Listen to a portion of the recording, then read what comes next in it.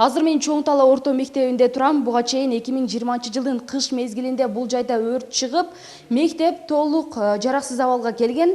Бүгүнкү күндө өкмөттүн каржылоосунда кичи типтеги мектеп салынды. 15 сентябрда толук түрдө тапшырылат. Бүгүнкү күндө азыр электр чубалгыларын тартуу иштери жүрүп жатат. Мурда элдер ошо жашоо үчүн берилген үйдө эле ошо шартка байланыштырып мектеп кылып окуп жүрүшкөн. Буга чейин жүргөнбүз. Азыр 2020 жылдын 7-декабрында электр энергиясынын эскилигинен улам мектептен өрт чыгып, мектебибиз күйүп кеткен.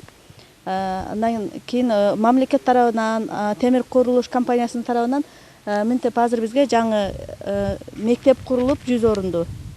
Кудай буйрса 15 сентябрдан ишке берилгени жатат. Чоң Таладагы мектептин сметалык баасы 9 миллион сом деп бааланып, тендердин негизинде 6 миллион сомдон ашык каражатка курулган. Анда 4 класстык гана камтылып, 100 орунга ылайыкташкан. Эми ички эмеректер орнотулган соң толук өткөрүп беребиз дешет облустук капиталдык курулуш башкармалыгы.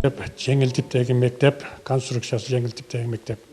Мунун сметалык баасы 9 миллион болсо, бул тендердик баасы 6 миллион 182 миң сомду түзөт.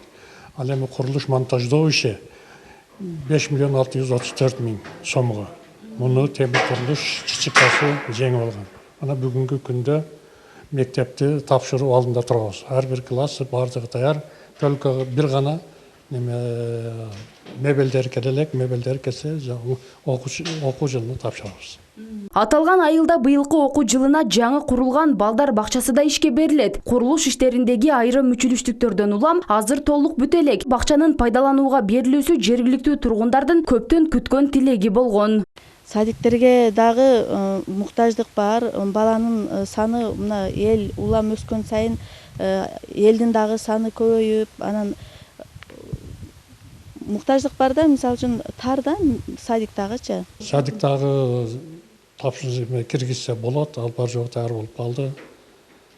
Алда тапшырсак болот. Канча орунга ылайыкташкан? 34 орунга ылайыкташкан. Алда мамлекеттик бюджеттин эсебинен киргизилген. Качан тапшырылды? Уже 15 сентябрга ачса болот ал мектеп. Облустук капиталдык курулуш башкармалыгынын маалыматында ушул жылы 27 объект каралып, 19-ун бүтүрүү пландалган. Ушул тапта анын 13-ü бүтүп пайдаланууга берилүү алдында. Анын ичинен 5-өө билим берүү мекемеси, калган 8-и ФАП, административдик имараттар, спорт зал жана башкалар. Дагы калган объектилердин курулушу жыл соңуна чейин аяктоосу күтүлүүдө. Бактыгүл Мирадилова, Рыскелди Азамат уулу, Алтын бешик жаңылыктары.